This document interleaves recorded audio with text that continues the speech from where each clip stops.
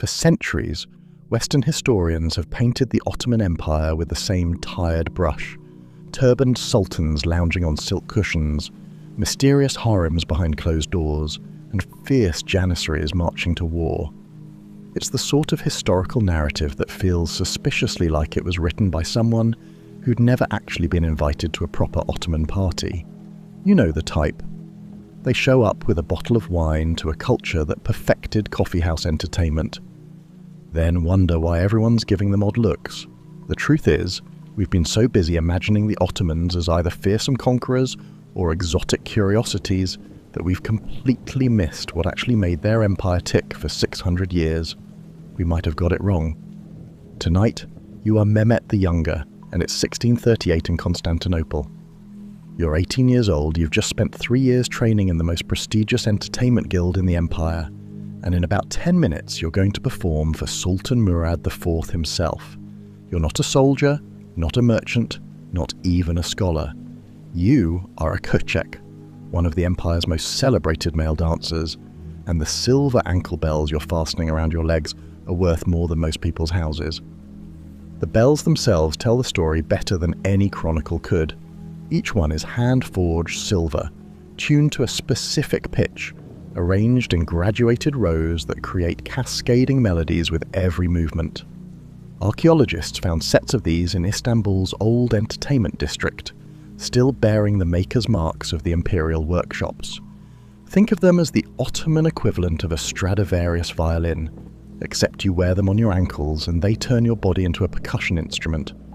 The craftsmanship was so precise that modern acoustic analysis shows they were mathematically tuned to complement the specific instruments of Ottoman court music.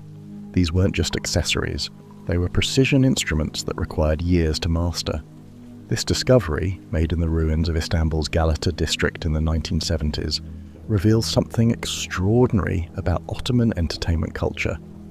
As we settle in tonight, we're going to uncover not just what archaeologists found, but what it tells us about the surprisingly relatable lives of professional entertainers who held more social influence than most military commanders in Ottoman society. But before we begin this journey together, write in the comments where you are listening from. It's fascinating to learn where in the world you are. Also, please take a moment to like this video and subscribe to the channel. It helps more than you know. Now, dim the lights and prepare to discover why this story will change how you think about power, performance, and what it really meant to command an empire's attention. Chapter 1. The Stage That Shook an Empire. The thing about being Mehmet the Younger in 1638 is that you're not just some random entertainer hoping for tips at a wedding. You're part of an institution so powerful that sultans regularly attended your performances, viziers competed to hire your troupe for their sons' circumcision ceremonies, and foreign ambassadors wrote home describing your art as the true power behind the Ottoman throne. That last bit might sound like diplomatic exaggeration, but when archaeologists excavated the old Galata entertainment quarter, they found something remarkable. Contracts carved in stone and preserved in guild archives, showing that Köçek troops earned more per performance than the annual salary of a janissary colonel. Let me put that in perspective. Imagine if backup dancers today earned more than Navy SEALs. Actually, that's not quite right.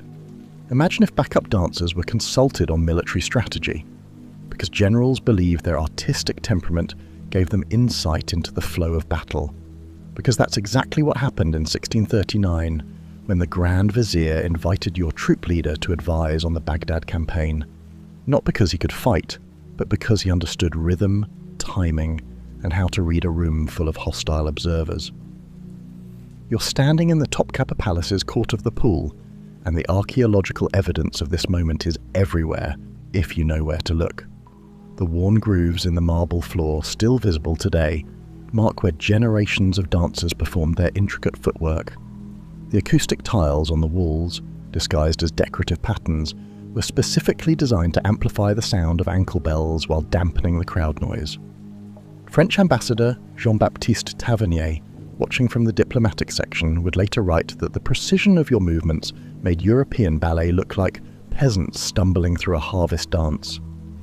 Your costume alone represents 3 different continents' worth of trade goods.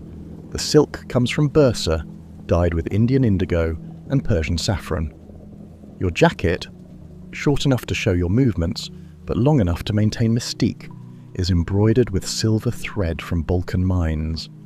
Your shalva, those flowing trousers that seem to defy gravity when you spin, are cut from fabric so fine that the entire outfit weighs less than a modern t-shirt despite being covered in what amounts to a small fortune in metalwork. But here's what the history books usually leave out. You're not dressed as a woman, despite what Victorian-era historians desperately wanted to believe. The archaeological record is crystal clear on this. Every single contract, every guild record, every payment receipt refers to Köçek dancers with unambiguously male titles and honorifics. Your costume is distinctly masculine by Ottoman standards. It's just that Ottoman standards for masculine beauty included being graceful, artistic, and emotionally expressive in ways that would make a 19th century British historian break out in hives.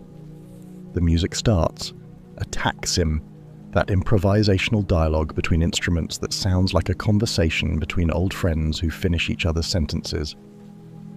The ney flute carries the melody while the drums set a heartbeat rhythm that seems to sync with everyone in the room. You begin with the entrance walk, what your master called claiming the space. It's not really walking so much as it's a controlled glide, each step calculated to make your ankle bells sing in harmony with the music. The crowd, which includes everyone from Albanian mercenaries to Venetian merchants, falls silent. This is where modern assumptions about Ottoman entertainment completely fall apart. You're not performing for tips or trying to seduce anyone. You're conducting a ritual that's part athletic achievement, part spiritual expression, and part social commentary.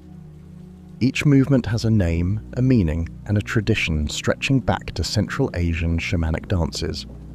The eagle turn represents imperial power. The willow bend suggests flexibility and governance. The thunder stamp, where you strike the ground hard enough to make every bell ring at once, traditionally marks the moment when the Sultan should pay attention, because you're about to tell him something important through movement that his advisors wouldn't dare say in words. Sultan Murad IV, notorious for executing people who annoyed him, is leaning forward on his divan.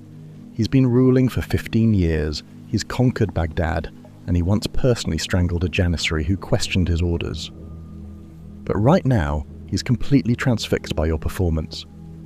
When you execute a particularly complex sequence, a series of spins that require you to maintain 3 different rhythms simultaneously with your feet, hands, and hips, he actually applauds. The Sultan applauds. You. The guild records, preserved in Istanbul's Ottoman archives, show that this performance earned your troupe 3,000 silver akçe. To put that in perspective, that's enough to buy a decent house in the city's middle-class district. For one night's work, your cut, as a junior member, is 300 akçe, still more than a skilled craftsman makes in a month. But the real payment comes in the form of patronage. 3 viziers approach your troop leader after the performance, wanting to book you for private events.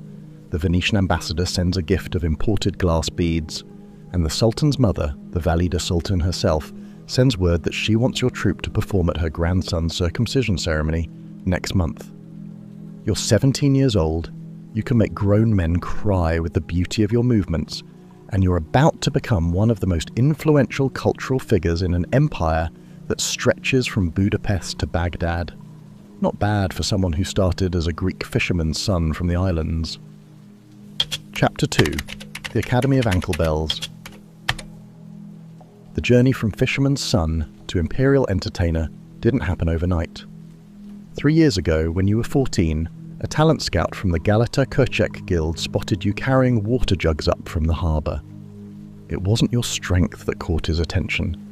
It was the way you balanced 3 jugs while navigating the twisted streets, never spilling a drop, your body automatically adjusting to every obstacle with an almost musical fluidity. That one, he told your father, has the gift of movement. The guild house in Galata still stands today, though it's been converted into apartments. Archaeologists studying the building found practice rooms with specially sprung wooden floors, a technology we usually associate with 19th century ballet studios, but which the Ottomans had perfected 3 centuries earlier. The walls contain hidden compartments where musicians would sit during training, invisible to the dancers, forcing students to follow music without visual cues. It's the kind of detail that makes you realize these weren't just dancers, they were athletes training at the highest level. Your first year was brutal. Not physically, though the physical demands were intense, but mentally. You had to unlearn everything you thought you knew about movement. Walking? Wrong. You walked like a Greek fisherman, all shoulders and swagger. A Köçek moves from the center, every gesture originating from the core and flowing outward like ripples on water. Sitting? Also wrong. You sat like someone who expected to jump up and haul nets. A Köçek sits like a coiled spring, relaxed but ready to explode into movement at any moment. The master of your guild, Osman Jalebi, was 60 years old and could still outdance performers a quarter his age. He'd performed for 3 sultans, survived 2 plague outbreaks, and once famously continued dancing through a minor earthquake because, as he put it, the earth was simply joining the rhythm section. His training methods were unconventional. He'd make you balance raw eggs on your shoulders while dancing to teach smooth movement. Drop an egg, start over. He'd tie bells to every joint of your body, not just your ankles, and make you move without making a sound, teaching absolute muscle control. But the real education happened in the coffee houses. Every evening, after 6 hours of physical training, you'd sit with the senior dancers and learn the other half of your craft, the politics. Because here's what nobody tells you about being a Köçek. You're not just entertainment, you're a walking diplomatic incident waiting to happen. Perform the wrong dance at the wrong time, and you might start a war. Choose the right moment for the right gesture, and you might prevent one. The coffeehouse sessions were where you learned that the Circassian Circle should never be performed for Georgian nobles, historical bad blood over a kidnapped princess. The Persian Pride was acceptable for Ottoman audiences, but considered mockery if actual Persians were present. The Warrior's Return could only be performed if veterans were in the audience, otherwise it was seen as stolen valor. Each dance carried layers of meaning that went back centuries, and ignorance wasn't an excuse, it was a career-ending mistake. You also learnt the secret language of the bells. Different patterns meant different things. A triple shake followed by silence meant the patron is being generous, perform longer. A continuous shimmer meant danger in the room, keep it neutral. A single sharp ring meant end immediately, something's wrong. It was a communication system that let performers coordinate without words, crucial when performing for audiences where a misunderstood gesture could mean death. The guild records show there were never more than 300 registered Köçek in Constantinople at any given time. Compare that to the 15,000 janissaries or 5,000 registered merchants. You were rarer than palace scribes, more exclusive than court physicians. The training process washed out 90% of candidates. Some couldn't handle the physical demands. Others couldn't master the political subtleties. Most simply couldn't achieve that peculiar combination of athletic prowess and artistic sensitivity that made a true Köçek. Your second year introduced weapons, not for fighting, for dancing with. The sword dance required you to balance naked blades on your head, shoulders and palms while executing complex footwork. The dagger dance involved juggling up to 6 knives while never breaking the rhythm of your ankle bells. The fire dance. Well, the fire dance is why Köçek dancers had their own wing at the hospital. The guild's injury records, preserved in Ottoman medical archives, read like a catalogue of creative ways to hurt yourself in pursuit of art. Burned feet from fire dancing, sliced palms from sword work, pulled muscles from attempting moves that human bodies weren't designed to make. But the injuries were badges of honor. Each scar told a story of dedication to the craft. The master's left hand was a web of old sword cuts, each one representing a performance where he'd pushed the boundaries of what was possible. Your own feet, after 3 years of training, were more callous than skin, tough enough to dance on hot coals, but sensitive enough to feel the vibration of a single bell. The archaeological evidence of this training culture is everywhere in Ottoman Istanbul if you know where to look. Practice swords with blunted edges but perfect balance, found in the guildhouse ruins, medical texts describing specific treatments for dancers' ankle, and a bell strain. Contracts specifying that Köçek dancers received free medical care for life, a benefit not even given to soldiers. The empire invested in its dancers because it understood something we've forgotten, that soft power, cultural influence, and the ability to move hearts could be just as important as military might. By your third year, you weren't just learning dances, you were creating them. The Köçek tradition was never static. Each generation added new movements, new meanings, new ways of telling stories through motion. Your signature move, the one that caught Sultan Murad's attention, was something you invented during a fever dream while recovering from a training injury. It involved a simultaneous hip drop and shoulder isolation that created a wave effect through your entire body while maintaining 3 different bell rhythms. Your master said it was impossible. You spent 6 months proving him wrong. The night before your debut at the palace, the entire guild gathered for your graduation ceremony. In a tradition going back to the Seljuk Turks, each senior dancer gave you one of their ankle bells, creating a set that contained the history of the guild itself. The master's bell was supposedly from the foot of a dancer who'd performed for Mehmed the Conqueror. Another came from a Köçek who danced at the celebration of the conquest of Egypt. Each bell carried its own tone, its own weight, its own story. Together, they created a sound that was uniquely yours, your signature in silver and sound. Chapter 3: The Empire of Entertainment. The Ottoman Empire in 1638 ran on 3 things: coffee, gossip, and entertainment. The coffee kept everyone awake, the gossip kept everyone informed, and the entertainment kept everyone from killing each other.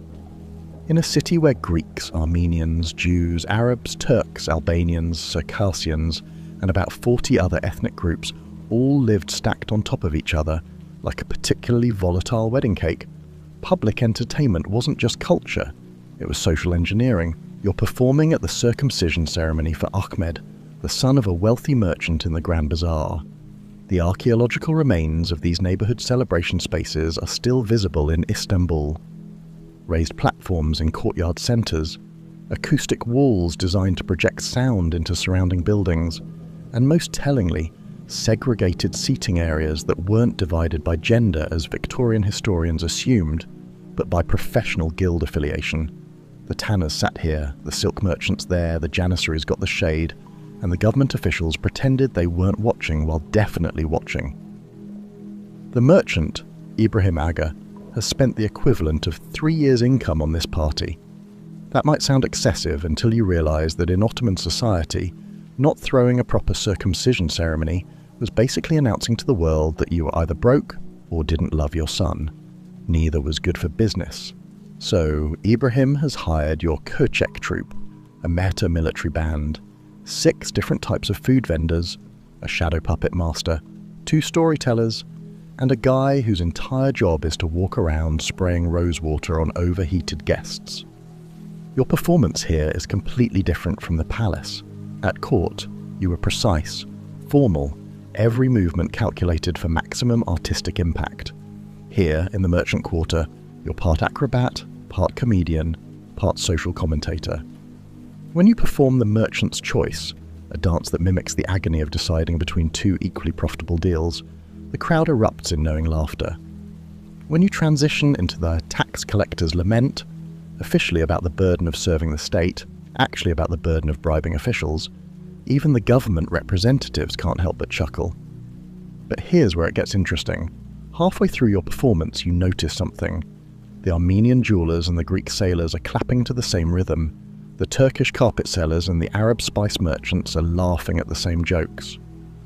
For this moment, in this courtyard, your ankle bells are creating a temporary truce in the eternal competition between Constantinople's communities. This is what the Köçek really did. They created a shared cultural language that transcended ethnic and religious boundaries. The guild records from this period show that Köçek troops were specifically hired for mixed community events. When tensions rose between neighborhoods, authorities didn't send in soldiers. They organized dance competitions. When foreign ambassadors needed to be impressed, they weren't shown military parades. They were treated to Köçek performances that demonstrated Ottoman cultural sophistication. The dancers were diplomats in silk and silver, negotiating peace through performance. Your troupe includes a Bulgarian who does incredible acrobatics, an Arab whose drum solo can make grown men weep, a Turkish singer whose voice could melt marble, and you, the Greek kid with the impossible hip isolations. This diversity wasn't accidental. The Köçek guilds deliberately recruited from every corner of the empire, creating troupes that were walking advertisements for Ottoman multiculturalism. When you performed, you were saying, "Look, we can work together. We can create beauty together. We can be one empire." The payment system for these neighborhood performances reveals something fascinating about Ottoman economics. You didn't get a flat fee. Instead, you received a base payment plus appreciation gifts from audience members. But these weren't tips thrown at your feet like some Western historians claimed. They were formal presentations, each one publicly announced, creating a complex web of social obligations and status displays. When Mustafa the Tanner gives you 10 silver coins, he's not just paying for entertainment, he's showing the Armenian jewelers that tanners have money too. When the Greek ship captain matches that gift, he's maintaining ethnic pride.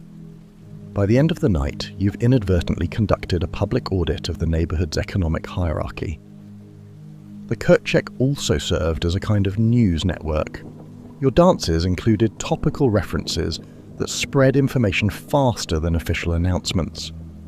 When you performed the Sultan's New Law, a dance that supposedly celebrated recent legislation but actually explained what it meant for regular people, you were providing a public service. The soldier's return told audiences which military campaigns were successful. The empty granary warned about upcoming food shortages. You were CNN, but with better costumes and much better ratings. Archaeological evidence from this period shows that Köçek performances were so integral to Ottoman social life that buildings were designed around them. Courtyards were sized specifically to accommodate dance spaces. Windows were positioned to allow people to watch performances from their homes. Even mosque construction took into account sightlines to nearby performance areas, though officially the religious authorities pretended not to notice. The medical texts from this era contain an entire section on ailments related to watching Köçek performances: spectators' neck from craning to see over crowds, enthusiasm exhaustion from excessive clapping, joy-induced insomnia from being too excited after a performance to sleep. The fact that Ottoman doctors considered these legitimate medical conditions tells you everything about how seriously the empire took its entertainment. But perhaps the most telling evidence comes from the account books of the imperial treasury. In 1638, the year of your debut, the Ottoman Empire spent more on public entertainment than on naval maintenance. That might sound like misplaced priorities, until you remember that the navy fought external enemies maybe once a decade, but Köçek dancers fought social dissolution every single night.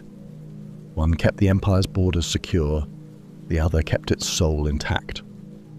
Chapter 4: The Dance of Power. By 1640, you're 19 and at the peak of your career. You've performed for the Sultan 16 times, been gifted 3 horses, 2 houses, and a collection of ankle bells that would make other dancers weep with envy. You're also caught in the middle of a political crisis that's about to demonstrate exactly how much power a dancer could wield in Ottoman society. The crisis starts, as Ottoman crises often did, with succession drama. Sultan Murad IV is dying. Too much wine, too many wars, and a lifetime of strangling people who annoyed him has taken its toll. His brother Ibrahim, who spent the last 15 years locked in the palace cage, literally a golden prison where potential heirs were kept to prevent civil wars, is about to become Sultan Ibrahim I. The problem? Ibrahim is what Ottoman chroniclers politely called mentally distinctive, and what modern historians would probably diagnose as several different conditions having a party in one skull. Your troupe is summoned to perform for Ibrahim while he's still in the cage, supposedly to calm his nerves before the succession. What you find is a man who's been so isolated for so long that he thinks dancers might be jinn in human form. He's not entirely wrong. When you perform the whirling cosmos, a dance where your spinning creates optical illusions with your costume, Ibrahim becomes convinced you're revealing the secret mathematical structure of the universe. Here's where things get interesting. Ibrahim refuses to leave the cage and become sultan unless your troupe promises to perform for him every single day. Not once a week, not for special occasions, every single day. The Grand Vizier is tearing his hair out. The empire needs a sultan, even an unstable one. But Ibrahim won't budge without his dancers. So they agree. Congratulations, you're now part of the smallest and strangest coup in Ottoman history, a succession crisis resolved through choreography. The archaeological record from Ibrahim's reign, 1640 to 1648, is absolutely wild. Palace requisition orders for ankle bells increase by 400%. New performance spaces are constructed in parts of the palace that hadn't seen entertainment since Suleiman the Magnificent. Most tellingly, the payment records show Köçek dancers being compensated not from the entertainment budget but from the Essential State Services Fund, the same category as the army and tax collectors. Your daily performances for Ibrahim become legendary for their sheer absurdity. One day he wants you to dance the entire history of the Ottoman Empire. The next, he wants you to perform as different animals, but only animals mentioned in the Quran. Thursday, he decides that all dances should be performed backwards to reverse time and bring back his deceased cat. Friday, he wants you to dance the feeling of purple, not wearing purple, not to purple-coloured music. The actual feeling of the concept of purple. You and your troupe become inadvertent therapists, using movement to manage the sultan's increasingly erratic moods. When he's manic, you perform slow, grounding dances that bring his energy down. When he's depressed, you use sharp, energetic movements to lift his spirits. When he's paranoid, which is often, you perform trust exercises disguised as partner dances.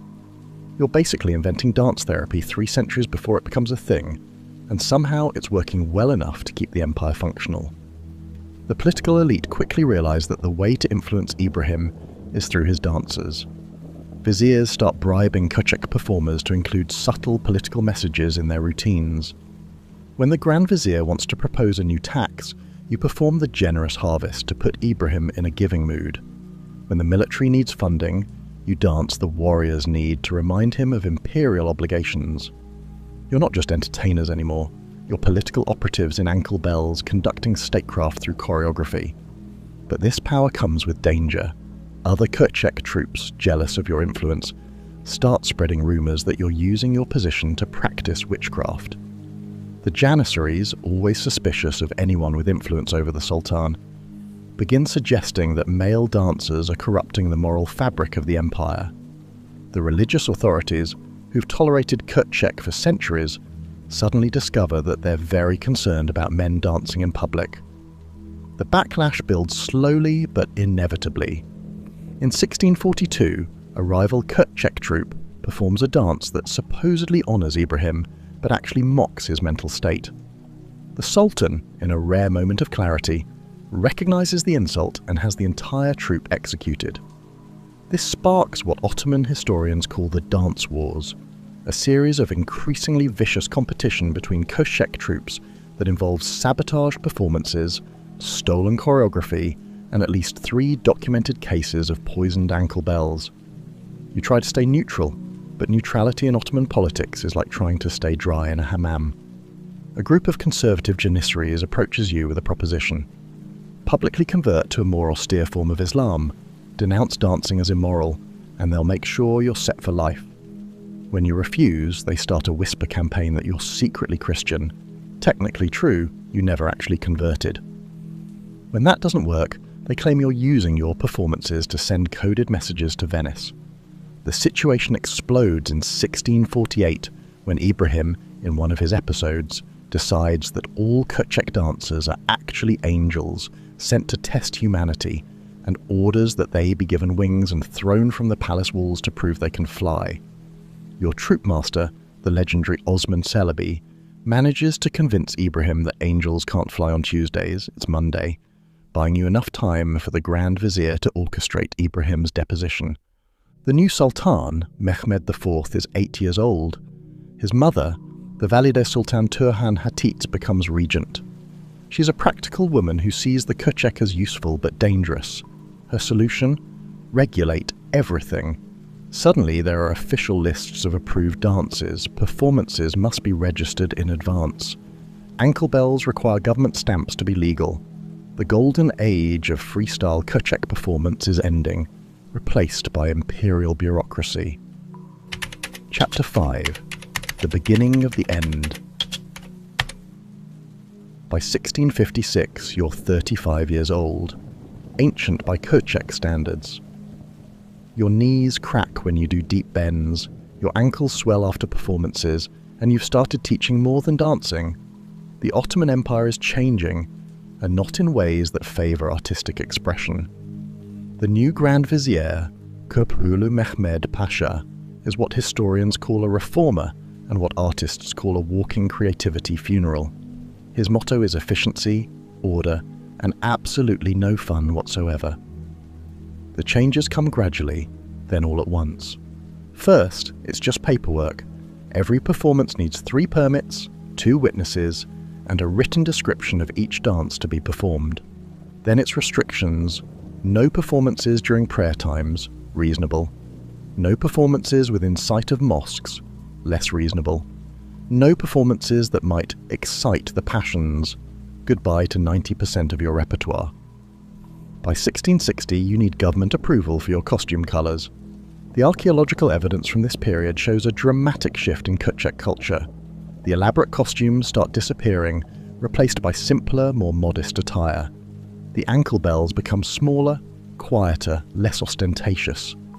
Performance spaces that once occupied prominent positions in neighbourhoods are relocated to back alleys and basement venues. It's like watching a peacock slowly being convinced that it's actually a pigeon, but the real blow comes from an unexpected direction: Europe. The Ottoman Empire, which had spent centuries cheerfully ignoring European opinions about anything, suddenly develops an inferiority complex. European ambassadors, fresh from courts where the height of entertainment is watching powdered aristocrats walk in circles, express shock at the barbaric practice of male dancers. They write home describing Köçek performances as evidence of Ottoman moral decay, conveniently forgetting that their own kings keep mistresses younger than their horses. The Ottoman elite, desperate to be seen as civilized by European standards, start distancing themselves from traditional entertainment. Suddenly, nobody wants to be caught at a Köçek performance. The same viziers who used to compete for your troops' services now pretend they've never heard of you. It's like being a disco dancer in 1981. Yesterday you were the height of culture, today you're an embarrassment. You adapt, because that's what survivors do. Your troupe starts performing in coffee houses instead of palaces. The dances become shorter, less elaborate, more focused on comedy than artistry. You develop a new style called merchant's Köçek. Quick, entertaining pieces that can be performed between business transactions. It's Köçek reduced to its commercial essence, stripped of its spiritual and political dimensions.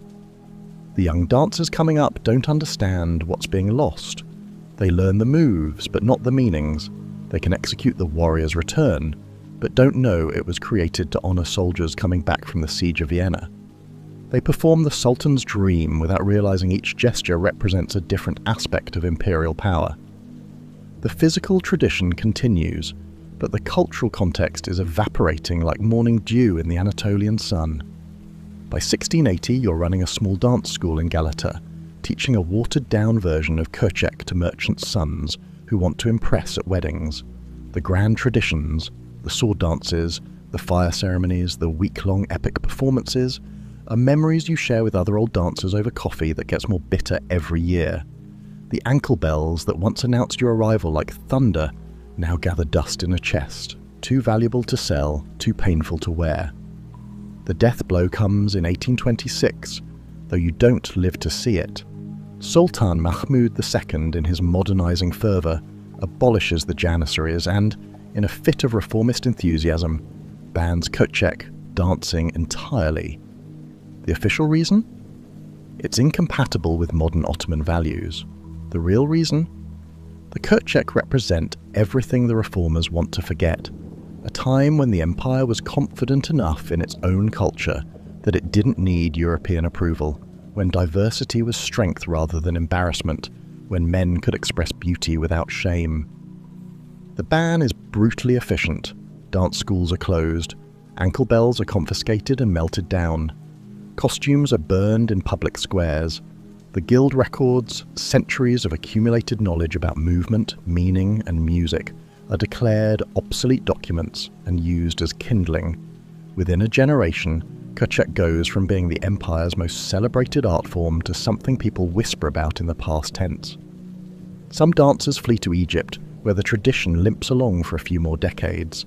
Others disappear into the underground, performing in secret for audiences that remember the old days. A few, the pragmatic ones, reinvent themselves as European-style entertainers, trading their ankle bells for violin bows, their silk robes for wool suits. They survive, but what survives isn't Köçek. It's a ghost wearing Köçek's clothes. The archaeological record from the post-1826 period is heartbreaking. Hidden caches of ankle bells buried in gardens, costumes walled up in secret rooms. Dance notation carefully preserved in family Qurans, disguised as decorative calligraphy. The Ottoman Empire tried to erase the Köçek, but you can't completely destroy something that lived in the muscle memory of thousands of dancers, in the dreams of audiences who remembered when ankle bells ruled an empire. Chapter 6. The Echo of Bells. Today, if you walk through Istanbul's old neighbourhoods, you can still find traces of the Köçek legacy if you know where to look. In Galata, there's a building with inexplicably perfect acoustics that makes no sense unless you know it was once a dance school. In the Grand Bazaar, elderly merchants still use hand gestures that originated as Köçek dance moves to emphasize points during negotiations. In certain coffee houses, very late at night, you might hear someone humming a melody that once accompanied the Sultan's dream, though they probably don't know what it is. The last documented traditional Köçek performance happened in 1857 in a private house in Cairo for an audience of aging Ottoman expatriates who wanted to remember their youth one last time. The dancer was 73 years old, his ankle bells were borrowed from a theatre company, and he could only manage 20 minutes before his arthritis forced him to stop. But for those 20 minutes, according to the single written account, the years fell away like autumn leaves, and we were young again, in Constantinople, when beauty was power, and power was beautiful. Modern Turkey has a complicated relationship with its Köçek heritage. On one hand, there's pride in this uniquely Ottoman art form that influenced dance traditions from the Balkans to North Africa. On the other, there's discomfort with its implications about gender, sexuality, and male beauty that don't fit neatly into contemporary categories. The Köçek were simultaneously masculine and graceful, powerful and beautiful, sexual and sacred. They existed in a space that modern society doesn't quite know how to label. Recent archaeological excavations have revealed more about Köçek culture than the Ottomans themselves probably knew. Chemical analysis of costume fragments shows they used fixatives that kept the fabric moving for hours after the dancer stopped, creating an effect where the costume seemed to dance independently. Acoustic studies of performance spaces reveal architectural innovations that wouldn't be discovered by Western theatre designers until the 20th century. Medical examinations of preserved Köçek skeletons show bone density and muscle attachment points that rival modern Olympic athletes. But perhaps the most poignant discovery came in 2003, when renovations in an old Istanbul house revealed a hidden room. Inside was a complete Köçek costume, perfectly preserved, along with a set of ankle bells and a handwritten note. The note, dated 1827, 1 year after the ban, read, "I bury these not in shame but in hope. Perhaps one day the empire will remember that it once danced." The empire never did remember, not officially, but in the way Turkish music still emphasizes rhythm over melody, in the way Middle Eastern dance traditions incorporate isolation techniques that originated with Köçek training, in the way certain gestures and movements persist in folk dances across the former Ottoman territories, the ankle bells still ring, faintly, distantly, but persistently. You see echoes in unexpected places. Modern belly dancers, without knowing it, use hip drops that Köçek masters perfected. Contemporary Turkish pop stars incorporate moves that would be instantly recognizable to a 17th century Köçek dancer. The Philadelphia Orchestra's timpani section uses a rhythm pattern that originated as a Köçek dance called the Thundering Heaven, though they call it Turkish March now. There's something profoundly human about the Köçek story. Here were artists who achieved fame, fortune, and influence through nothing but movement and music. They navigated political intrigue, religious opposition, and cultural transformation while wearing bells on their ankles. They created beauty in a world that often valued only power, fostered unity in an empire built on diversity, and expressed truths that couldn't be spoken aloud through the language of dance. The Köçek tradition lasted for over 400 years, longer than most empires, dynasties, or artistic movements. It survived plague, war, political upheaval, and religious reformation. It only died when the empire lost confidence in its own culture, when it decided that European disapproval mattered more than Ottoman tradition, when efficiency became more important than beauty. But did it really die? In 2019, a young Turkish dancer named Mehmet, yes, really, posted a video of himself performing what he called Neo-Ottoman movement, essentially Köçek techniques adapted for modern music. It went viral. Within months, dance schools across Turkey were offering historical movement classes. The students don't wear ankle bells. They use electronic sensors that trigger synthesized bell sounds. They don't perform the Sultan's dream. They create new pieces with names like Democracy's Dance and Republic's Rhythm. It's not the same. It could never be the same. The Ottoman Empire is gone, the sultans are tourist attractions, and the world that created the Köçek has vanished like morning mist on the Bosphorus. But when you watch these young dancers move, when you hear the digital bells ringing in perfect rhythm, when you see audiences lean forward with the same transfixed expression that Sultan Murad IV wore in 1638, you realize something. The Köçek didn't die, they just took a very long intermission. As our journey through the rise and fall of the Ottoman Empire's dancing dynasties concludes tonight, we're reminded that the past is far from dusty and dull. It's a vibrant, often surprising, and always intriguing tapestry, woven with human ingenuity, resilience, and the occasional ancient mystery that still makes us wonder.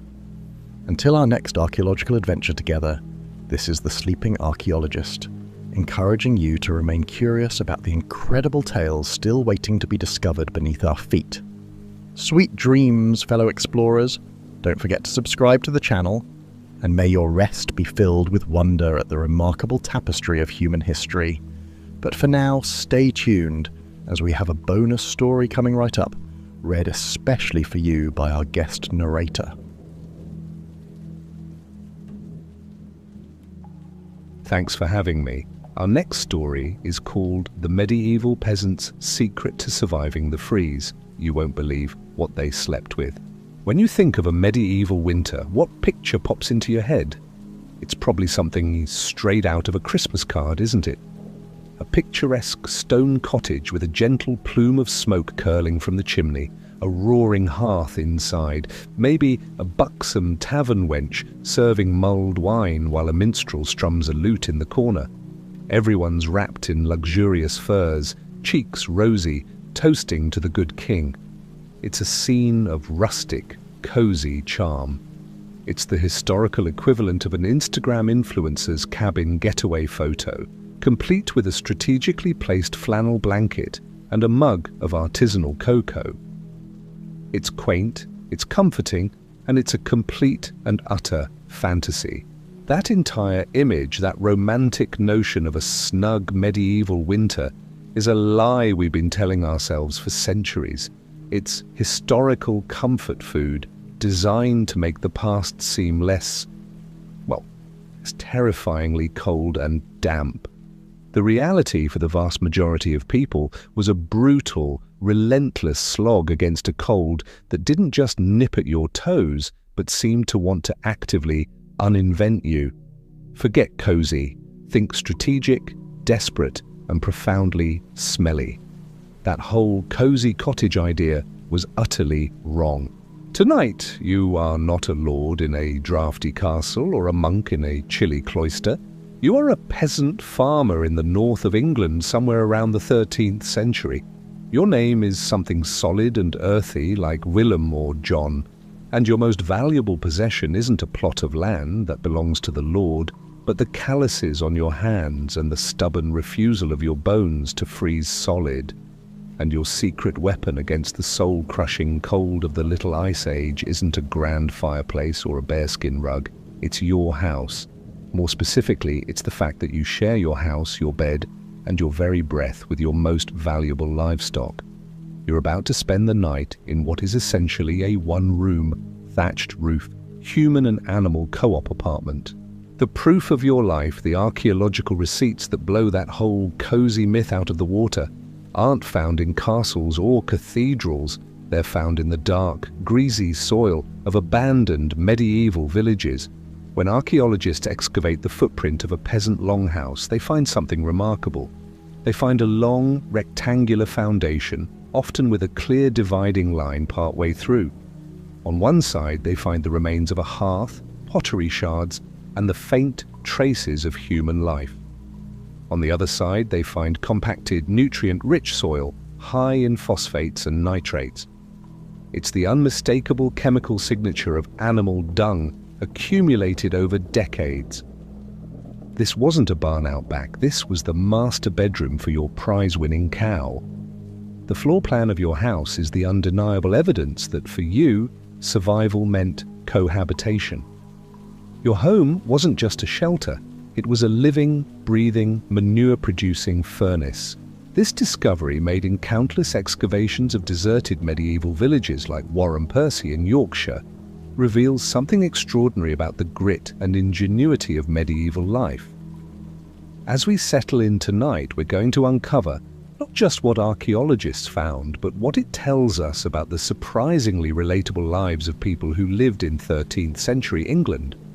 Now dim the lights and prepare to discover why this story will change how you think about keeping warm. The sun, a pale, watery disk in a grey sky, has already given up for the day, and it's only mid-afternoon. It doesn't so much set as it does dissolve. One moment it's there, offering all the warmth and encouragement of a tax audit, and the next it's gone, leaving behind a bruised-looking twilight that bleeds into an impossibly deep and cold night. This is the heart of winter, the month the monks call Wolfmonth, or Wolf Month. Not because of an abundance of wolves necessarily, but because the biting hunger of the land is so fierce it feels like a predator stalking the edges of your village. You stand for a moment outside your home. It's not a cottage, it's a longhouse. The word house feels a bit generous, actually. It's more of an elongated, semi-sentient lump of the surrounding landscape that you've managed to convince to let you live inside it. The walls are wattle and daub, a lattice of woven hazel branches smeared with a thick paste of clay, straw, and a healthy dose of cow manure for binding. It's the medieval equivalent of reinforced concrete, if the concrete was also biodegradable and smelled vaguely of compost. The roof is a thick, heavy thatch of reeds now sodden and frozen, sparkling with a delicate lacework of frost. It sags in the middle, giving it the weary look of a tired old man slouching his shoulders. There are no windows. Windows are a fancy way of inviting the wind in for a 3-month-long uninvited stay. The only openings are a low doorway at your end and another one down at the far end, both covered with thick, greasy hides that do a mediocre job of keeping the elements at bay. You pull the hide flap aside and duck inside. The change is instantaneous. It's not a change from cold to warm. It's a change from a sharp, clean, piercing cold to a thick, damp, living fug of air. the first thing that hits you is the smell. Oh, the smell. It's a complex symphony of odors that would send a modern health inspector into a state of catatonic shock. There's the sharp, acrid tang of wood smoke from the central hearth, which hangs in a permanent eye-watering cloud in the upper half of the room. Beneath that is the earthy, sweet, slightly sour scent of damp thatch and clay walls. And woven through it all, the dominant, undeniable bass note of the entire composition: livestock. It's the warm, bovine scent of your cow, Beatrice, the musty, oily smell of your 2 sheep, and the faint but feisty aroma of a handful of chickens who seem to believe they own the place. The interior is one long, cavernous space, maybe 30 feet from end to end. The floor is just packed earth, worn smooth and hard by generations of feet, both booted and hooved. There's no ceiling, just the dark, smoky underside of the thatched roof, where cobwebs as old as your grandfather hang like ghostly decorations. A single fire pit, a shallow depression lined with a few stones, sits in the dead center of the human half of the room. It's not a roaring fire. A roaring fire is a luxury you can't afford. Fuel, wood, peat, dried animal dung is a resource more precious than gold in the dead of winter. This is a sullen, smoldering fire, a grudging negotiation with the cold rather than a victory over it. It produces just enough heat to keep the water in your veins from turning to ice, and just enough smoke to ensure you'll have a permanent cough by the time you're 30. You move past the hearth, your eyes adjusting to the gloom. Your wife, Elspeth, is already there, mending a pair of your woolen leggings by the flickering light. Her fingers, though chapped and raw, move with a practiced efficiency. Your 2 children, a boy of 8 and a girl of 5, are huddled near the fire, playing a game with knucklebones that seems to involve a lot of intense whispering. This is your half of the house. The byre, or the animal's quarters, is at the far end, separated by a low, rudimentary wooden partition that's more of a suggestion than a wall. You can hear Beatrice, your cow, shift her weight with a heavy, placid sigh. That sound, the sound of a living, breathing, 800-pound hot water bottle just a few feet away, is one of the most comforting sounds in the world. Your daily life in winter isn't about grand projects or noble quests. It's a relentless series of small, vital tasks, a war of attrition against decay and cold. You spend most of the daylight hours, what little of them there are, outside. There's firewood to be gathered from the Lord's woods, careful to only take what's already fallen, as cutting a living tree is a crime that could cost you a hand. There are fences to mend, weakened by the weight of snow and ice. You check your snares in the woods, hoping for a rabbit or a bird to add some much-needed protein to the pot. Most days, you come back with nothing but numb fingers. Today was a tool-mending day. You spent hours in the relative shelter of the lean-to, sharpening the iron tip of your spade, reseating the head of your axe, and cursing the damp that seems to seep into the very grain of the wood, making it swell and crack. Your tools are your life. A broken axe in winter isn't an inconvenience, it's a potential death sentence. You can't just go to the medieval equivalent of a hardware store. The blacksmith is in the next village over, and the journey is a treacherous one on frozen, rutted tracks. So you learn to be a passable carpenter, a mediocre blacksmith, and a master of making do. Your hands are a testament to this life.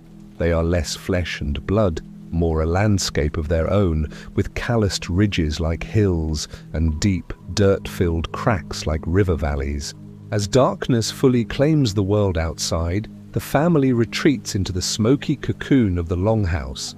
The hide flap is secured, and a heavy wooden bar is dropped across the door. This is not just to keep the cold out, but also the things that move in the night. The real wolves may be scarce, but the two-legged kind, desperate and hungry men, are a constant worry.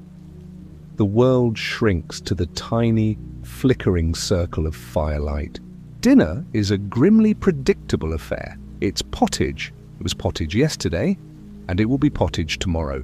It's a thick, gloopy stew of dried peas, oats, and whatever stray vegetables you manage to store from the autumn harvest, a few wrinkled onions, a handful of tough kale. Tonight, Elspeth has added a small piece of salted pork, a rare treat, and the smell of the fat rendering in the pot is almost intoxicating. You all eat from a single wooden bowl, dipping in pieces of hard, dark rye bread. It's not a meal, it's fuel. It's a calculated deposit of calories against the relentless expenditure of keeping your body temperature above freezing. You sit on a low, three-legged stool you made yourself. It wobbles. Everything you own seems to have a slight wobble, a testament to the uneven floor and the general imprecision of your world. There's no real furniture to speak of. Your bed is a raised platform at the far end of your section, covered with a straw-filled mattress. This mattress is a bustling ecosystem of its own, home to fleas, lice, and probably several life forms yet to be discovered by science. You try not to think about it too much. You've learned to be a gracious host to your many tiny companions. As you eat, the sounds of the house settle into their nightly rhythm. The hiss and crackle of the damp wood in the fire. The soft, rhythmic chewing of Beatrice the cow as she ruminates. The occasional disgruntled cluck from a chicken who has been jostled from her roost in the rafters. The wind, a constant, moaning presence, presses against the daub walls, searching for any crack, any weakness to worm its way inside.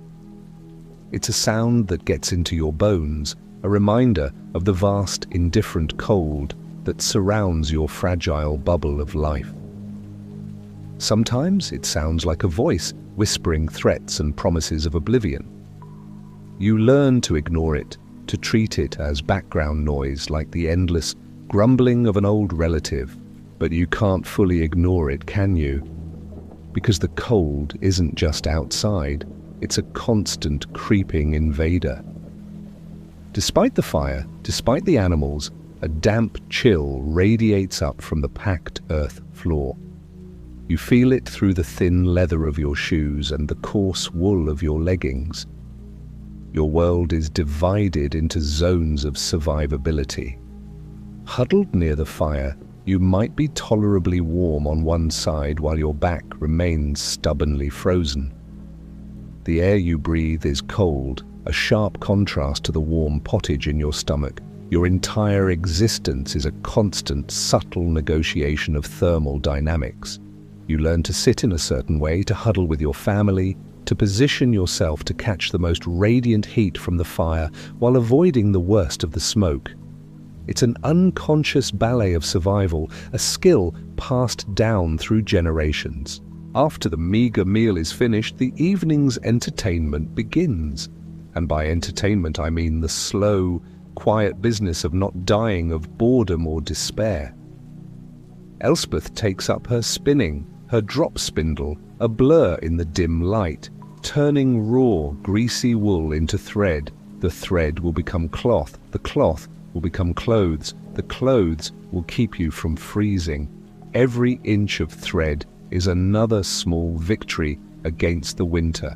You might pull out a piece of wood and a knife and begin to carve.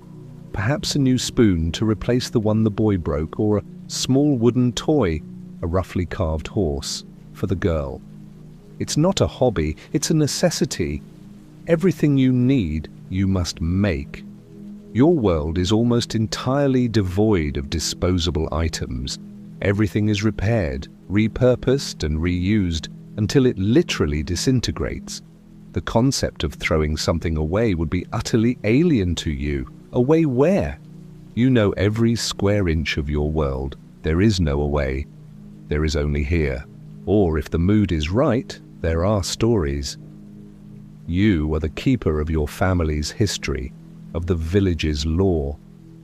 You tell tales of the old gods who still linger in the woods and streams, despite the priest's insistence to the contrary.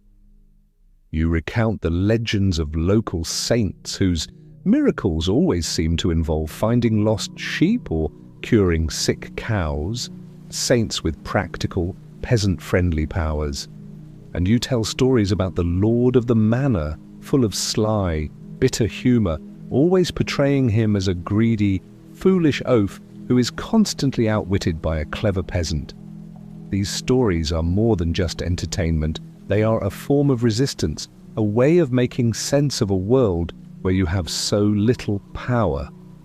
They are a reminder that even if the Lord owns your land and your labor, he doesn't own your mind. The kids listen, their faces illuminated by the fire, their eyes wide. This is their education, their connection to the past, and their instruction manual for the future. And in the telling, you feel a flicker of something more than just survival.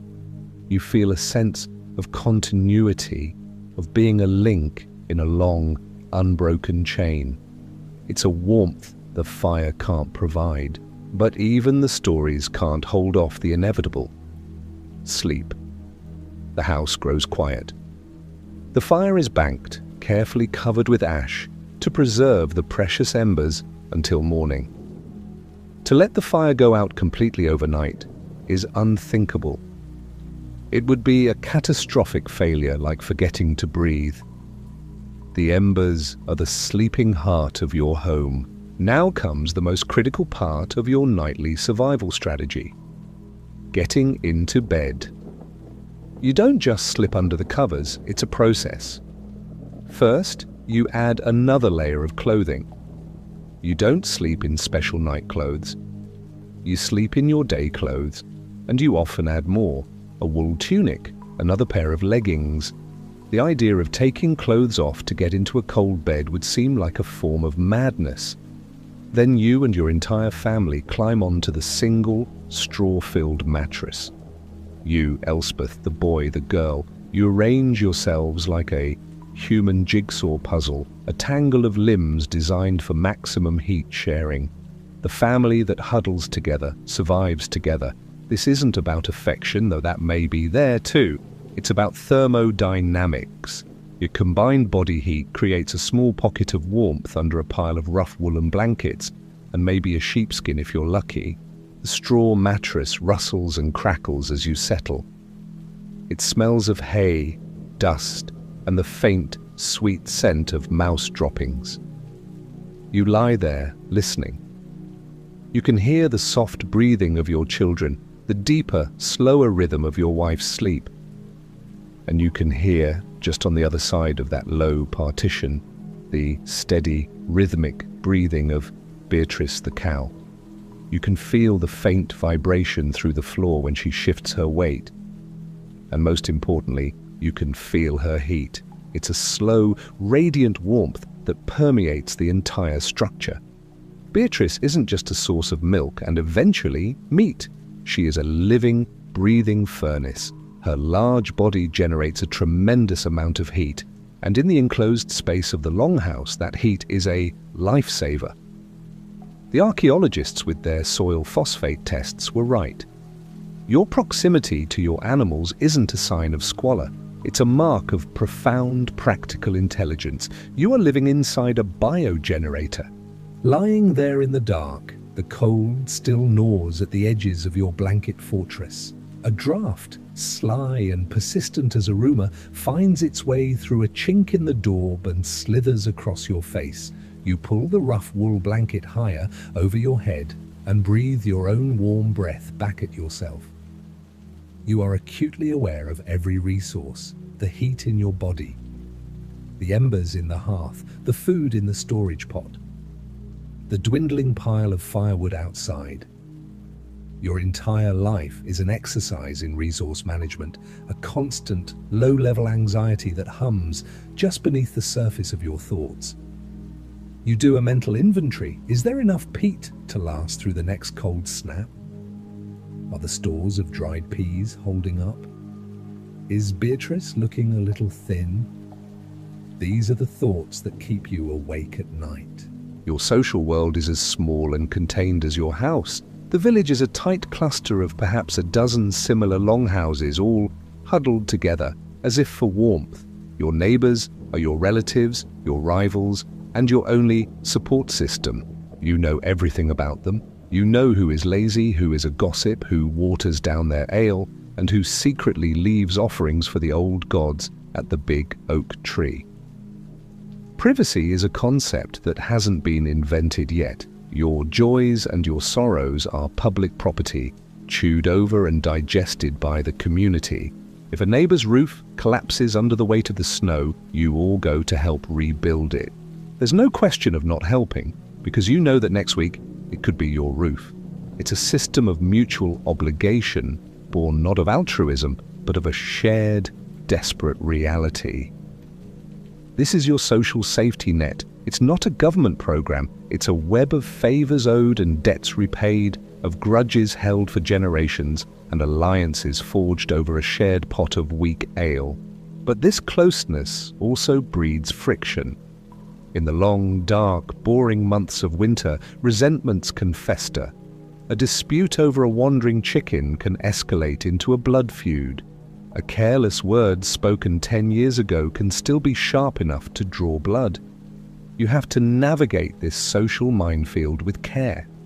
You learn to hold your tongue, to read the subtle shifts in a neighbor's expression, to know when to offer help and when to mind your own business. It's an exhausting, full-time job. The church is the other great pillar of your world. The stone church is the only building in the village that seems permanent. The only thing that doesn't look like it will biodegrade in a stiff wind. The priest, Father Thomas, is a figure of immense authority. He is your connection to God, your source of news from the outside world, and the man who tells you that your suffering is noble and will be rewarded in the next life. You're not entirely sure you believe him, but it's a comforting thought on a cold night. You go to Mass because you are supposed to, and because it's a chance to get out of the house and see everyone. The church is freezing, even colder than your long house, a vast stone refrigerator that seems to suck the heat right out of your body. You stand or kneel on the cold stone floor for what feels like an eternity, listening to the Latin you don't understand, your mind wandering back to the state of your dwindling woodpile. The greatest conflict you face is not with a neighboring village or a marauding army. It is the slow, grinding war against hunger. By this point in the winter, the fresh food is long gone. Your diet has narrowed to a monotonous rotation of stored grains and dried legumes. The hungry gap, that desperate period in late winter and early spring before the first crops come in, is approaching. You are already rationing, your meals becoming smaller, the pottage thinner. You can see the effect on your family. The children have less energy. Elspeth's face is pale and drawn.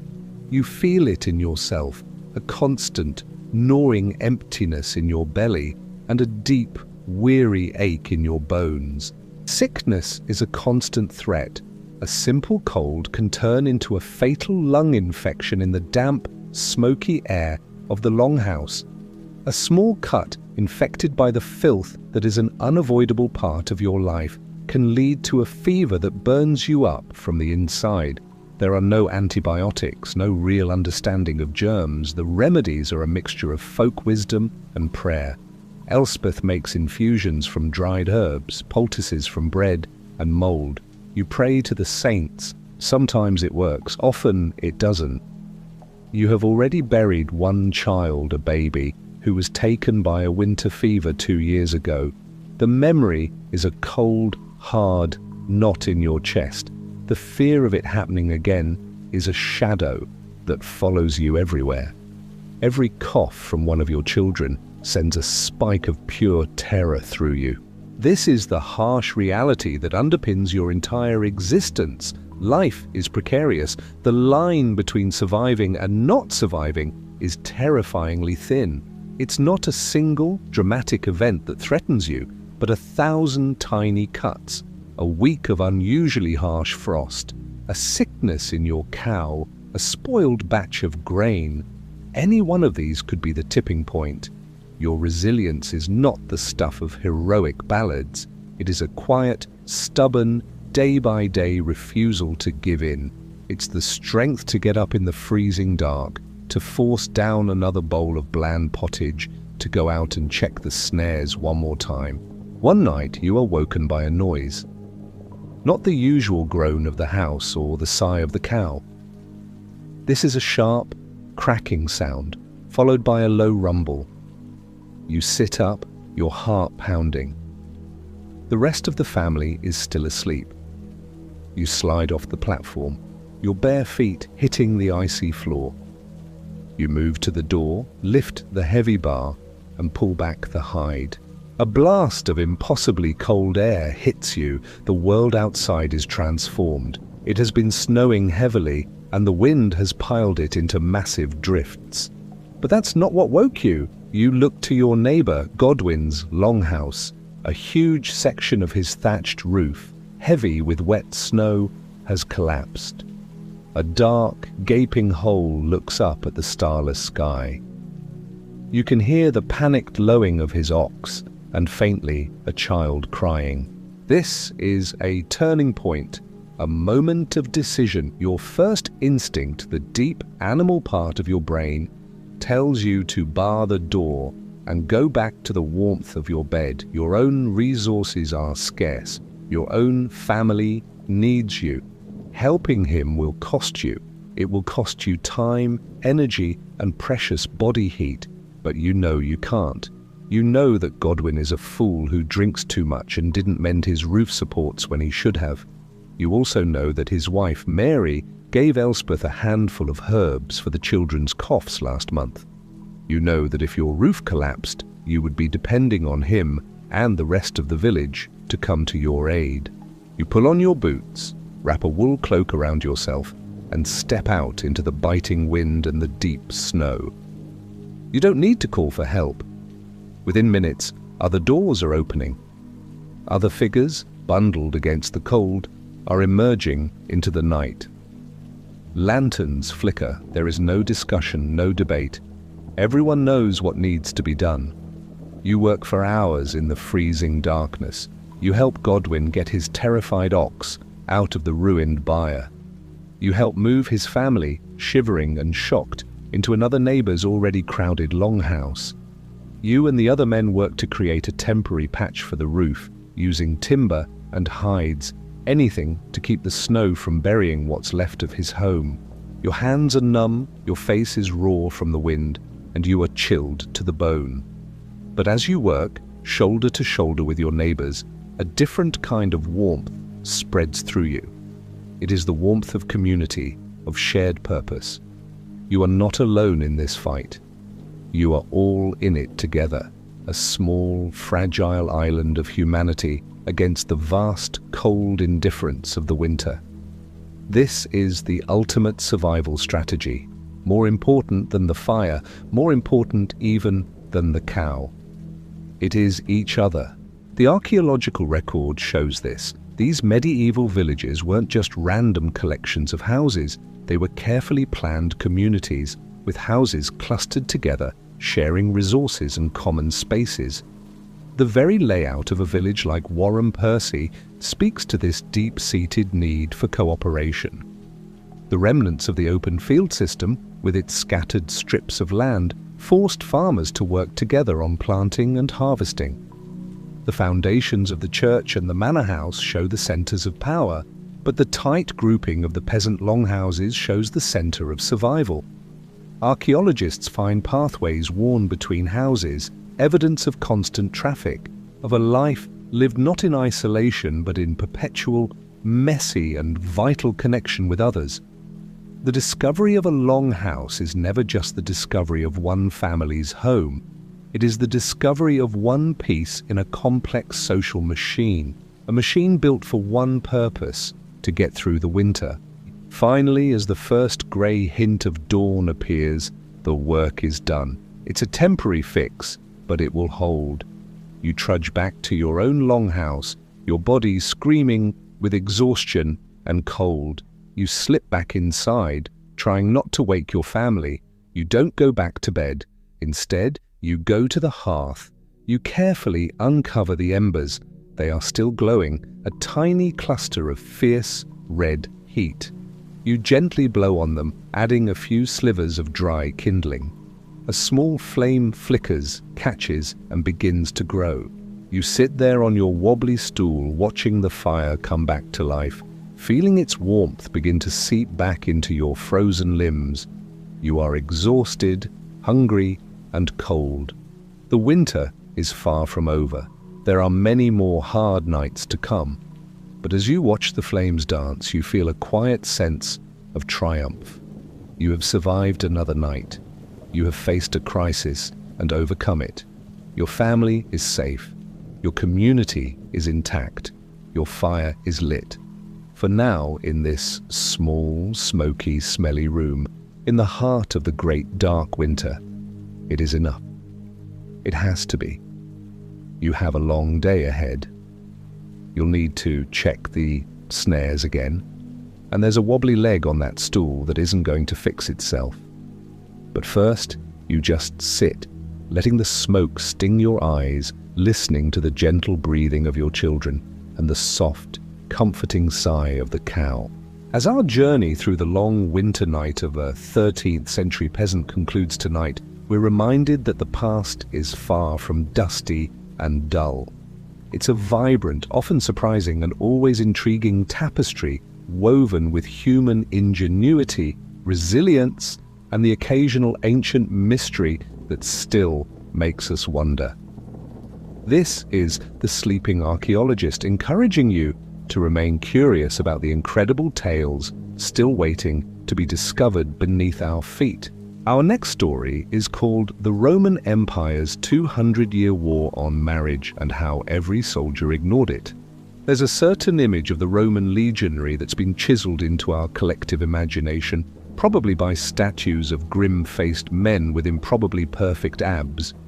He is the ultimate soldier, a cog in the most terrifyingly efficient military machine the ancient world ever produced. He is disciplined, unfeeling, a professional who marches in perfect lockstep, builds a fortress in an afternoon, and then systematically dismantles a barbarian horde before dinner.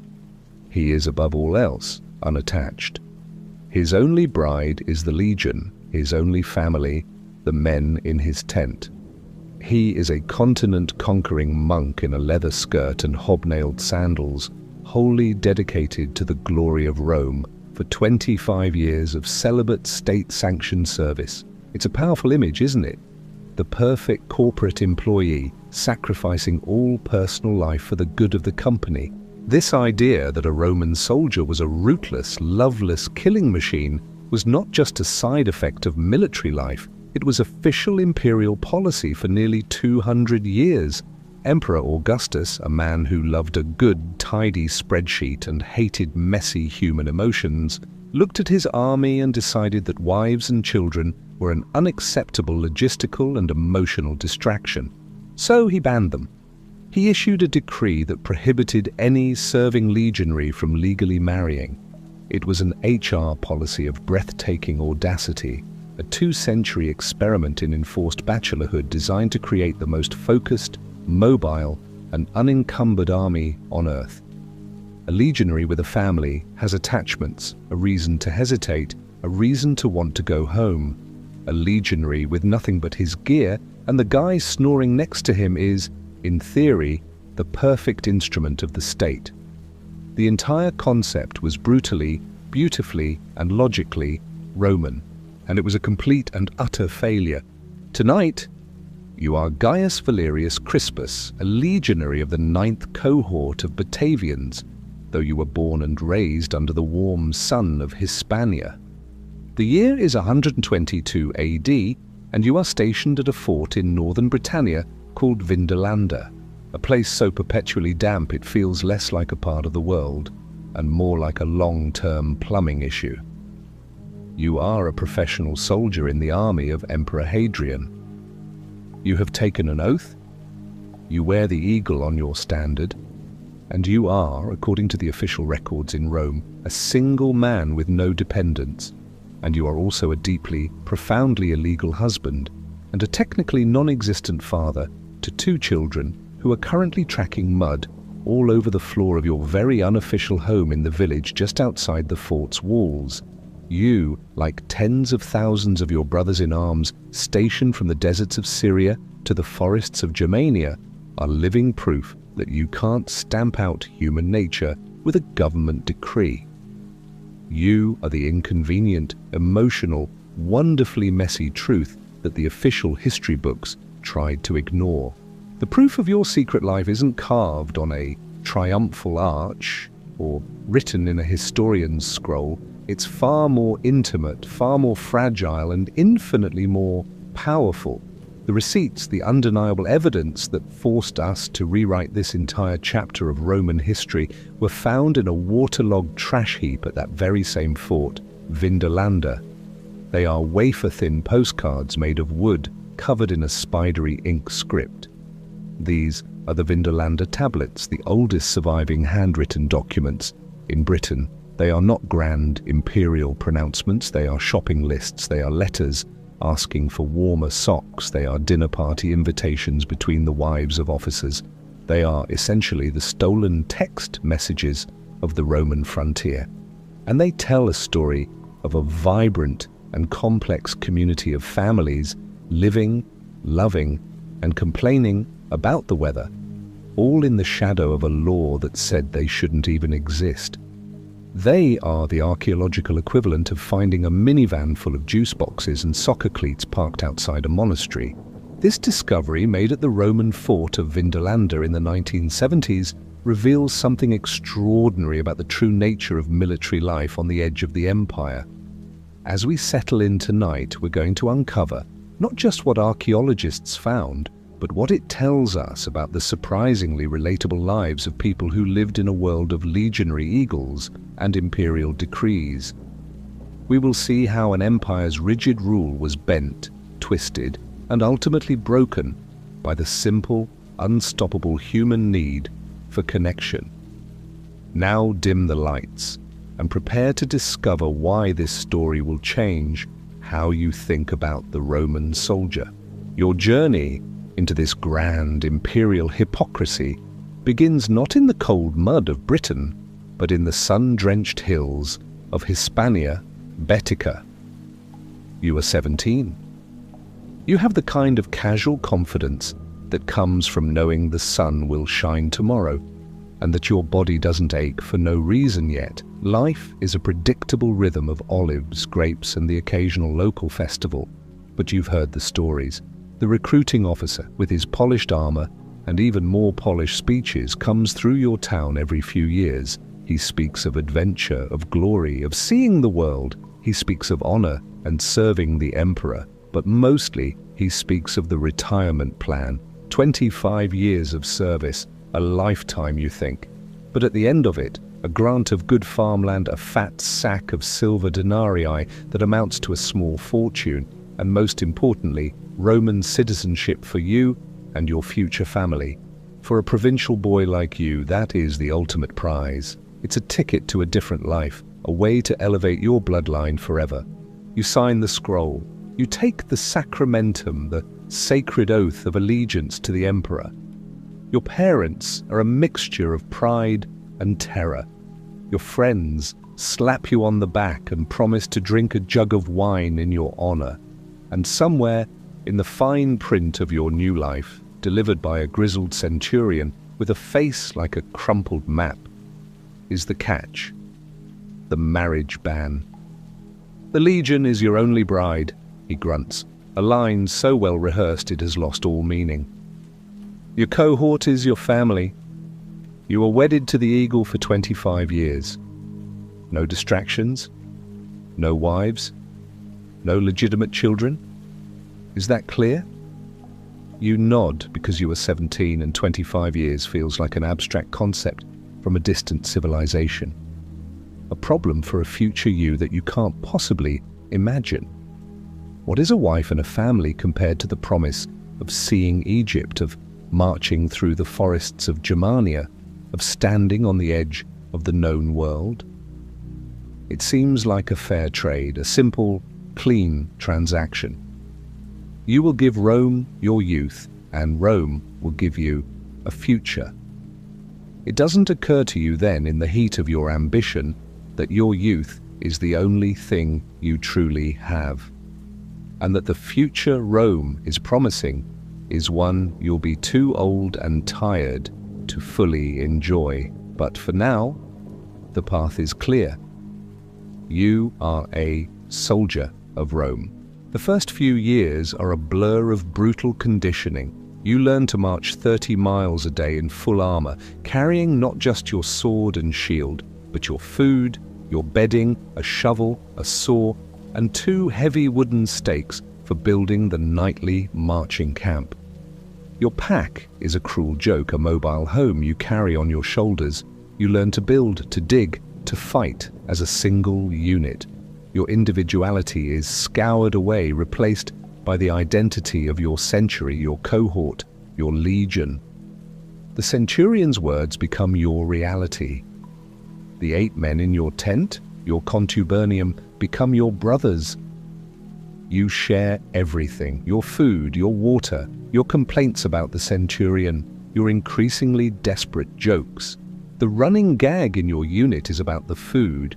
You are fed a diet designed for fuel, not pleasure. A thick grey porridge called pulse, made of boiled wheat or barley. It's nutritious, it's plentiful, and it has the texture and flavour of wet gravel. Some days it has bits of cheese or vegetables in it, which you and your tent mates treat as a sign of divine intervention.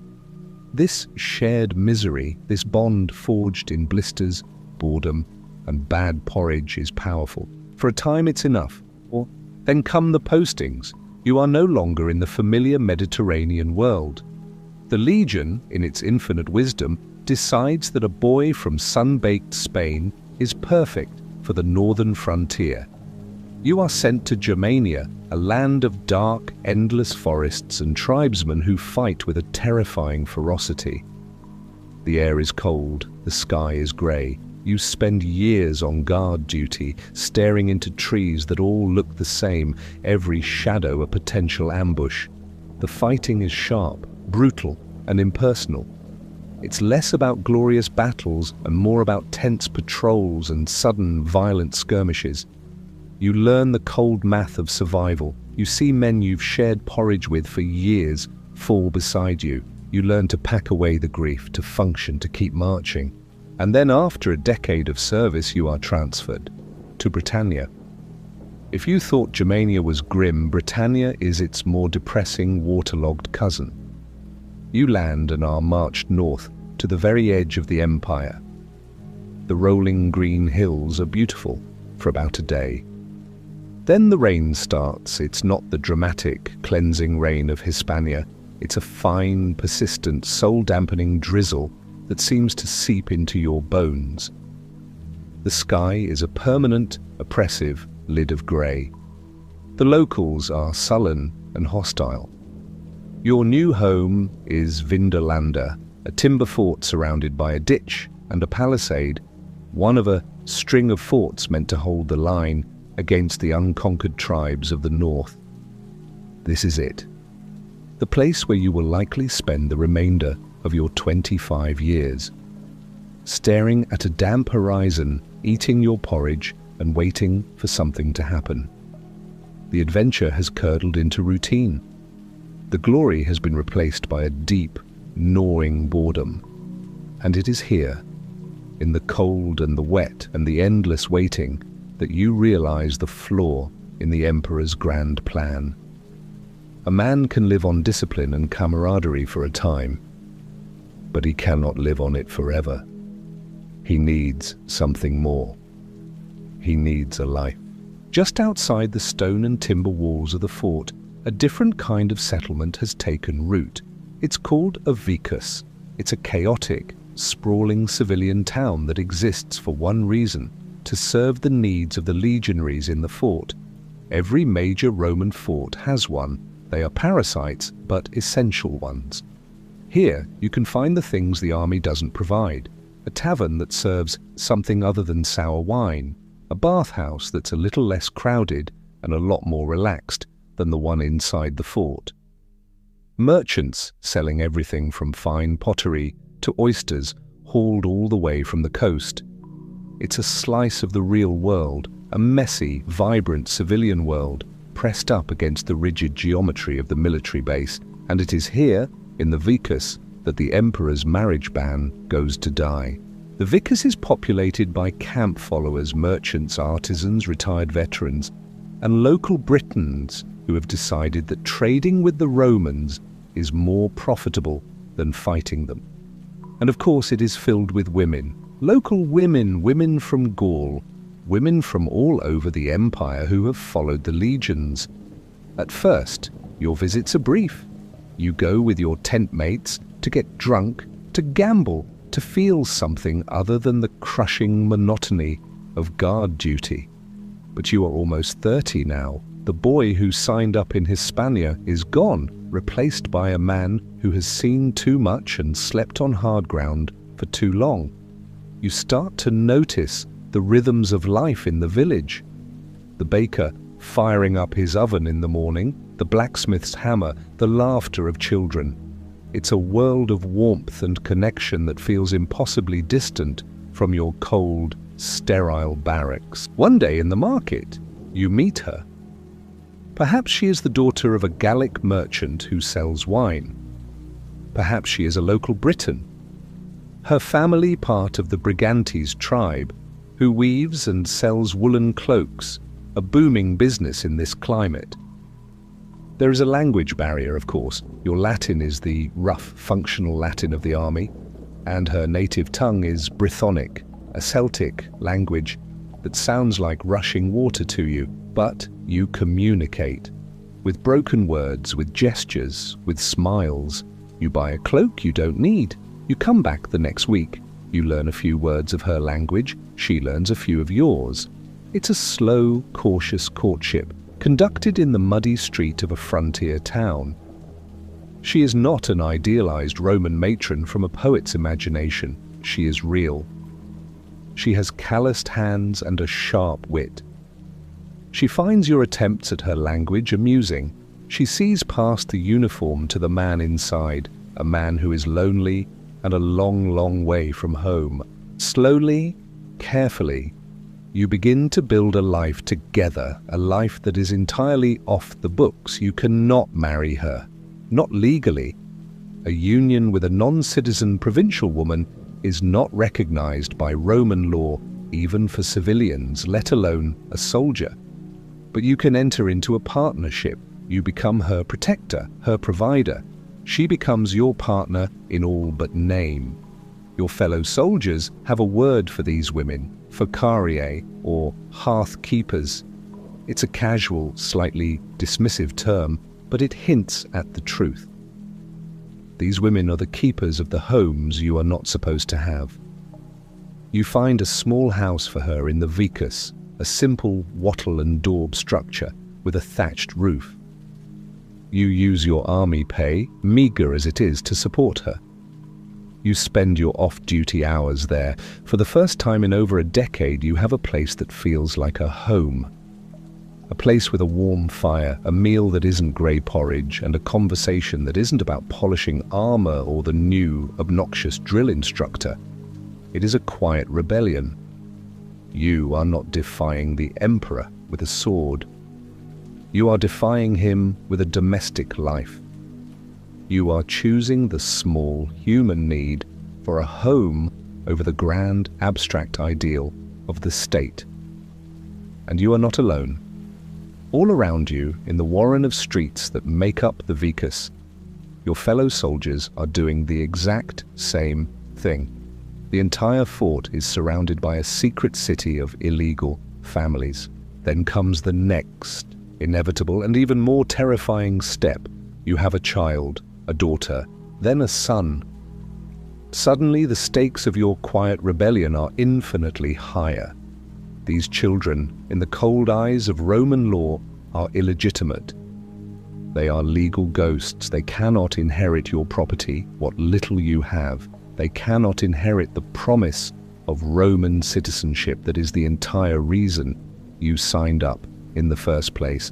Your discharge papers, the ones you have been counting down the days towards for more than a decade, promise citizenship for you and your future legal children.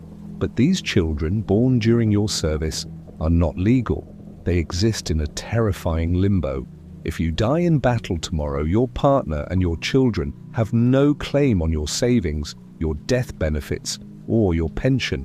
They would be destitute with no legal standing whatsoever. This fear becomes a constant low-level hum beneath the surface of your life. Every patrol you go on, every rumor of unrest among the local tribes carries a new weight. Your own death is one thing. You accepted that risk when you took the oath. But the thought of leaving them with nothing is a fear far colder than the British winter. You live a double life. Inside the fort, you are Valerius, the professional soldier. You follow orders, you maintain your gear, you stand your watch. You are a number, a component. But every evening when you are able, you slip out the gate and cross the few hundred yards to the vicus. And there you become a husband and a father. You listen to your partner's stories about the day, you watch your daughter take her first steps, you teach your son a few words of Latin. You exist in two separate worlds, governed by two separate sets of rules. The deception is exhausting. You have to be careful. A sympathetic centurion might look the other way, understanding that a soldier with a stable home life is less likely to cause trouble. But a strict, by-the-book commander could make your life a living hell. He could enforce the rules to the letter. He could ban soldiers from the vicus altogether. He could have you flogged for dereliction of duty. Worst of all, he could have you transferred. A single order, a reassignment to a fort in Dacia or along the Rhine, and your entire world would be shattered. Your family, your home, this fragile life you've built would be gone. You can't take them with you. They have no official status, no travel permits, no place in the baggage train. The fear of that posting of that piece of papyrus with your name on it is far more terrifying than any painted barbarian charging out of the mist. It is the bureaucratic sword that hangs over your head every single day. But as the years grind on, you start to notice something strange. Your carefully guarded secret isn't really a secret at all. It's an open one. Everyone knows. Your tent mates know about your woman in the village. They have their own. They cover for you when you're a few minutes late for roll call. The quartermaster who logs supplies knows you're buying a little extra grain and oil each month, and he doesn't ask why. Even the officers, it becomes clear, are part of the same charade, only on a grander scale. Your centurion, a man who has been in the army for 30 years, lives with a woman in a slightly larger house in the vicus. He refers to her as his housekeeper, but no one is fooled. You even hear whispers about the legatus, the commander of the entire fort. His wife is officially back in Rome, but a cousin seems to have taken up residence in the commander's spacious house, the Praetorium. The hypocrisy is staggering, but it's also reassuring. The system, in its rigidity, has created a universal conspiracy of disobedience. The law is the law, but life is life. The generals and commanders on the frontier have realized what the bureaucrats in Rome have not: that an army of lonely, bored, and sexually frustrated men is a recipe for disaster. It leads to desertion, to brawls, to depression, to a catastrophic drop in morale. These unofficial families, these illegal attachments, are the pressure valve that keeps the entire system from exploding. They are the social glue that holds the frontier together. As long as you do your job, as long as you are ready to march and fight when the horn blows, the officers are content to maintain a policy of don't ask, don't tell, Roman style. This realization doesn't erase the fear, but it changes its texture. The threat is no longer that you will be discovered, but that a new commander will arrive who decides to end the unspoken arrangement. The system is built not on law, but on a delicate, informal understanding between thousands of men, from the lowest legionary to the highest officer. You are all co-conspirators in the vast, empire-wide crime of wanting a normal life. This shared, silent understanding is what allows you to endure. It's the knowledge that the man standing next to you on the wall, staring out into the same grey drizzle, is worried about the same things you are. His son's cough, the price of grain in the market, whether he'll be home in time for dinner. You are not just a brotherhood of soldiers, you are a brotherhood of illicit husbands and fathers, bound by a shared, illegal humanity. And this is where the artifacts, the little slivers of your life, come in. They are the hard evidence of this grand, unspoken conspiracy. Imagine, centuries from now, archaeologists digging through the rubbish dump of your fort. They don't find a monument to your cohort, they find something far more telling. They find a letter written in ink on a thin sheet of wood from the wife of one of your commanding officers, a woman named Claudia Severa. She's writing to her friend, the wife of another officer, inviting her to a birthday party. "I give you a warm invitation," she writes, "to make sure that you come to us on September 11th for the day of the celebration of my birthday. Greet your Cerialis from me." It is a perfectly ordinary domestic piece of correspondence, and yet its very existence is a revolutionary act. It is proof of a network of women, of families, of social lives happening right under the nose of the imperial state. It is the receipt that proves the whole system was a lie. Then they find another, even more personal. It's a fragment, a shopping list perhaps, from you to a contact back home, or from your partner to you. It might list items like udones, warm woolen socks, a desperately needed commodity in the British damp, or a request for new sandals for the children. This isn't the epic poetry of Virgil, this is the mundane poetry of daily life. It's the irrefutable evidence that your concerns were not just about battle formations and siege engines, but also about keeping your family warm and fed. These flimsy wooden tablets, preserved by a fluke of chemistry in the oxygen-free mud of Vindolanda, shout a truth that the marble monuments of Rome only whisper. That the real business of the empire wasn't conducted in the Senate House, but in the small, smoky homes of the vicus, in the quiet transactions and relationships that make up a human life. They are the proof that you were here and that you loved. As you get older, you see the full arc of this strange, bifurcated life. You see friends die in skirmishes, leaving behind their unofficial families with nothing. You also see men complete their 25 years, and you witness the strange bureaucratic ritual that concludes their service. They are given their diploma, a certificate of discharge made of 2 small bronze tablets hinged together. You have seen these documents. They are a soldier's most prized possession. The text is dense with legal language, but 2 clauses matter more than all the others. The first grants the veteran Roman citizenship.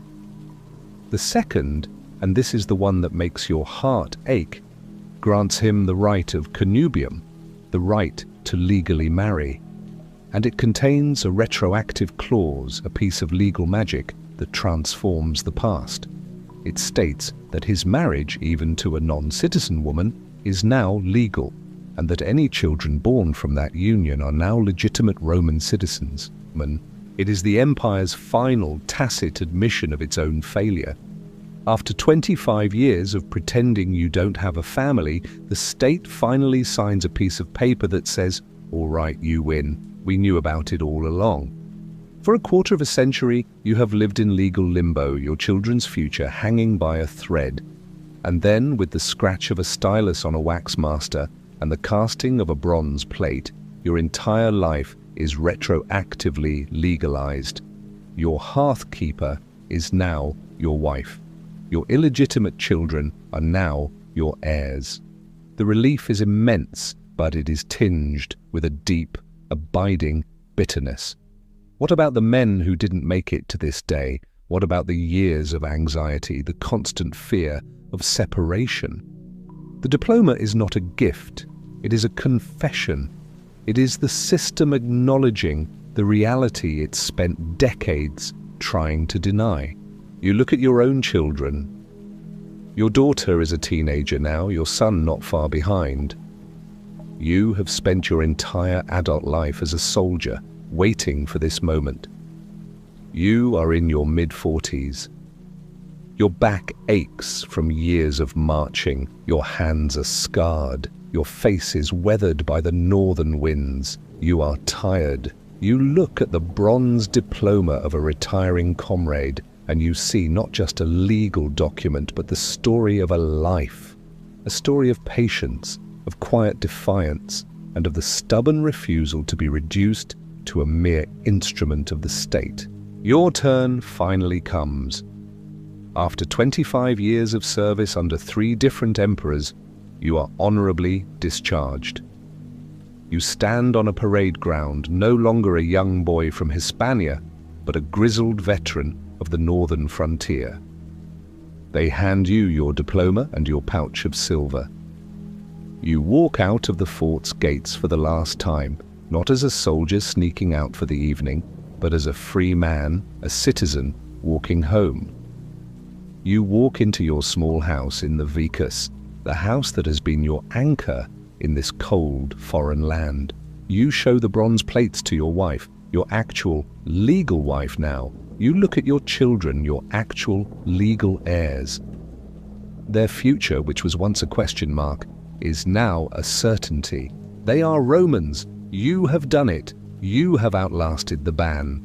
In the years that follow, you might use your retirement bonus to buy a farm nearby, choosing to stay in the only land your children have ever known. Or perhaps you take your family on the long journey back to Hispania to show them the sun and the olive groves of your youth. Whatever you choose, your life stands as a testament to a simple truth. The Roman war machine was a marvel of engineering and discipline.